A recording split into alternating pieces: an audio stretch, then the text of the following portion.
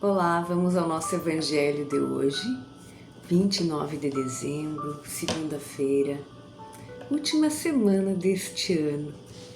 Vamos fechar os nossos olhos, elevar o nosso pensamento ao Pai, ao nosso Criador, e nos conectando com Ele, entramos em estado de gratidão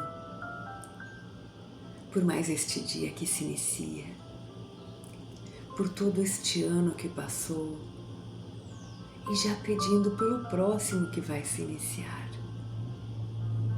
Também vamos nos conectar ao nosso Mestre Jesus, o nosso amigo, o nosso modelo, o nosso guia, e pedir a Ele que esteja conosco durante o nosso dia, durante estes momentos em que vamos refletir um pouquinho sobre os seus ensinamentos, pedir a espiritualidade amiga, ao nosso anjo guardião, nossos espíritos protetores, que nos acompanhem na nossa jornada deste dia que se inicia, que nos auxiliem, nos inspirando bons pensamentos, boas ações nos nossos lares, no nosso trabalho, que nós possamos fazer jus a esta existência, a nossa vida, a mais este dia, a mais este presente que temos, de viver mais experiências e assim nos tornarmos um pouquinho melhores que ontem e estarmos um pouquinho mais perto do Pai.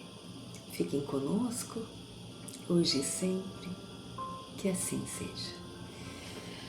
Vamos ao Evangelho segundo o Espiritismo.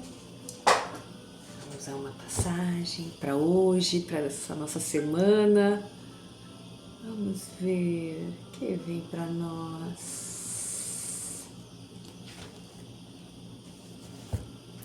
Meu reino não é deste mundo, eu vou ligar a luz aqui. Capítulo 2, meu reino não é deste mundo, item 2, a vida futura. Vamos ver então. Por estas palavras, Jesus diz claramente que a vida futura deve ser a principal preocupação dos homens que vivem na Terra. Em todas as oportunidades, ele se refere a esse grande princípio. Sem a vida futura, a maioria de seus ensinamentos morais não teria nenhuma razão de ser. Muitos não entenderam o que Jesus falou e acharam que ele só estava se referindo à vida presente. Por não acreditarem na continuação da vida após a morte, não conseguiam entender a vida futura, achando até mesmo ingênuas as suas palavras. A vida futura pode ser considerada como o principal ensinamento de Jesus e por isso foi colocada no início desta obra. Ela deve ser a meta de todos os homens.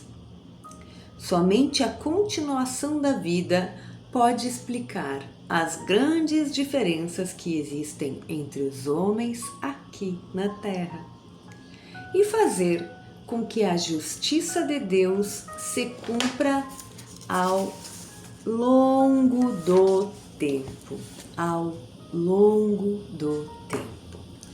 Muito bem, aqui esse item 2, ele é curtinho, mas não menos importantíssimo, porque capítulo 2, meu reino não é deste mundo.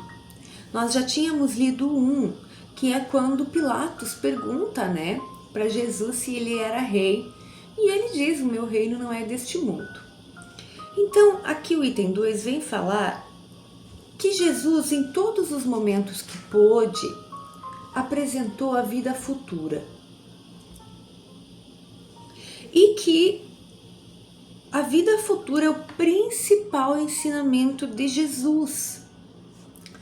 Vejamos bem, na primeira revelação, que foi a de Moisés, nós ainda, a humanidade, não estava ainda preparada para estes conceitos. Então precisava, ali naquele momento, no desenvolvimento, no seu desenvolvimento moral, ainda lá no inicinho, precisava daquela figura, daquele Deus, daquele pai, patriarcal, forte, que por vezes punia, porque era o que se conseguia entender. Jesus vem num momento onde já tínhamos um pouquinho mais de condições. Pode parecer que não, dado o que foi feito com o mestre, a história que nós conhecemos, pode parecer que não, que houve um engano, que Jesus não teria vindo no momento correto. Mas nós temos que acreditar que Deus sempre está no controle. Então, já estávamos preparados para receber esta semente da vida futura. Então, aqui o Evangelho nos diz que a vida futura é considerado o principal ensinamento de Jesus. A vida futura. E que Jesus falou sobre isso sempre que pôde.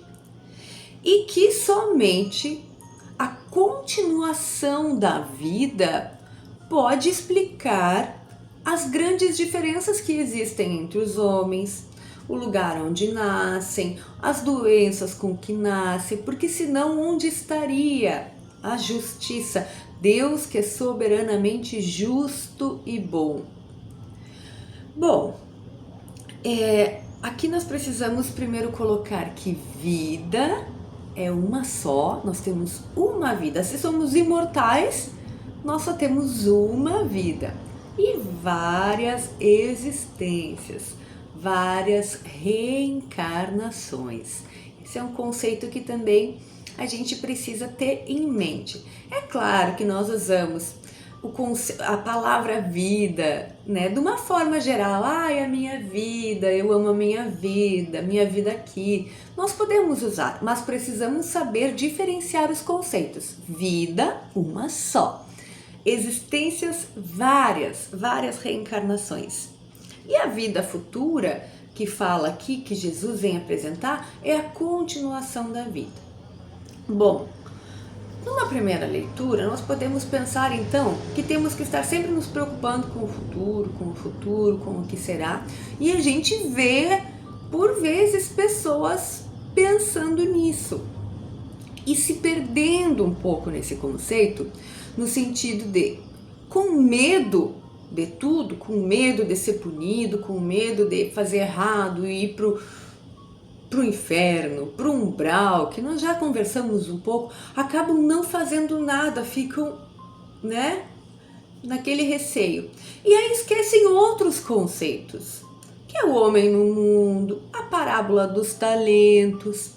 Nós precisamos entender que se reencarnamos, se viemos ao plano físico, precisamos viver estas experiências de plano físico, de corpo físico, senão não precisaríamos vir. Se não fosse assim necessário, Deus teria feito de outra forma. Então, precisamos viver experiências, precisamos errar, precisamos aprender, precisamos viver, usufruir, não usufruir. Precisamos tomar decisões, usar nosso livre-arbítrio. Somente é assim que vamos nos desenvolver. E sim, enquanto vivemos, preparamos a vida futura. Hoje, muitos pensamos assim, mas como será? Eu vou chegar no plano espiritual e vou planejar a minha próxima reencarnação. Nós já estamos planejando a nossa próxima reencarnação hoje. As decisões que tomarmos agora, nesse instante, já definem o que vamos viver. A vida futura é imortal. Nós podemos começar sempre agora, sempre hoje. Pode ser que não tenhamos o cenário perfeito, e é isso que precisamos entender. O cenário perfeito é o que se apresenta, e nós temos que fazer tudo o que pudermos para melhorá-lo. Mas tem a parte de Deus, que Ele vai nos mandar as medidas educativas necessárias para que nós possamos dar esses passos, porque pensemos bem, se nada nos acontecesse, como iríamos evoluir? É muito infantil da nossa parte imaginar uma vida onde tudo fosse perfeito, nada acontecesse. Então essa sementinha de vida futura, que Jesus veio nos ensinar, a sua grande semente, além do amor, além dele próprio, o amor personificado, essa sementinha que às vezes ainda, mesmo 2000 e tantos anos depois, a gente ainda esquece. Não é viver o hoje como se não houvesse amanhã e tampouco não viver nada com medo das consequências, não. Viva, reflita, seja um ser pensante, vamos fazer jus a esse presente que é esse corpo físico, a nossa vida, não é mesmo? É tão lindo que nós possamos refletir e começar a nossa semana, a nossa última semana, fazendo nossas metas, com isso na cabeça da vida futura, não é mesmo? E quando nós pensamos assim, os problemas materiais começam a ficar menores e menores. Não são menos importantes, porque são ferramentas para o nosso desenvolvimento, mas eles passam a deixar de ter toda a proporção que esse mundo material às vezes quase nos engana de que é tão importante ter, de que é tão importante ter beleza, ter poder, ter dinheiro, ter. A gente vai colocando as coisas nos lugares em que elas precisam estar. Muito bem, vamos a uma pergunta do Livro dos Espíritos.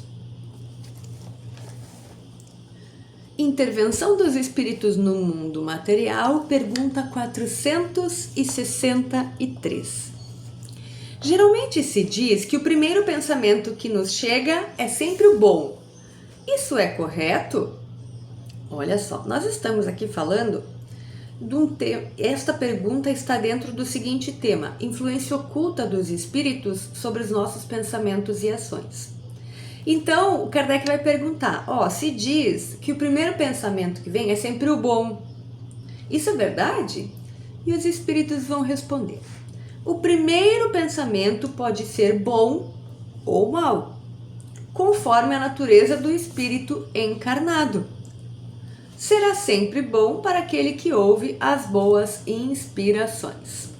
Bom, então não é verdade que o primeiro pensamento é sempre o bom.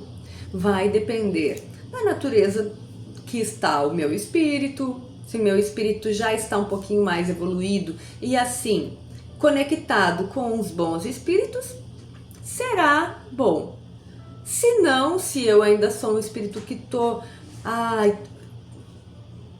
ali sentindo prazer na maldade ainda, né? Ainda estou ali compactuando com o mal, obviamente me conecto com a espiritualidade ainda inferior, então o meu primeiro pensamento não tem como ser bom, não existe mágica na criação.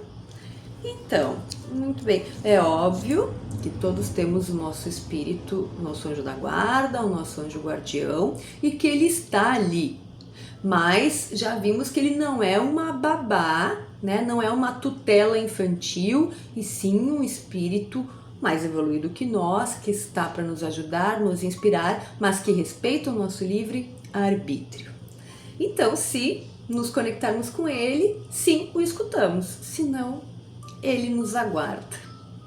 Muito bem, vamos encerrar então, fechar os olhos e agradecer ao Pai por mais este dia, mais esta oportunidade, mais estes ensinamentos, que nós possamos, na nossa singeleza, entender e colocar um pouquinho em prática, oferecer o que pudermos, mas que seja de coração.